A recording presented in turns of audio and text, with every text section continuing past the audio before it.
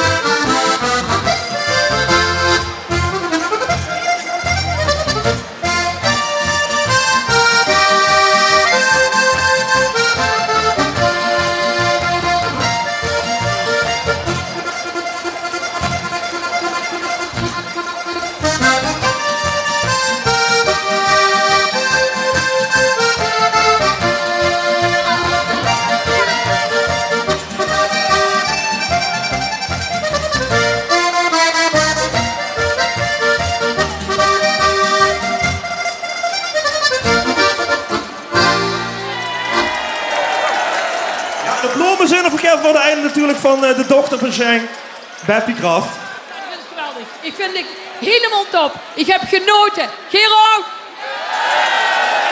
Oké, de bloemen, de kusjes en natuurlijk het geweldige beeldje voor Kevin van de Einde.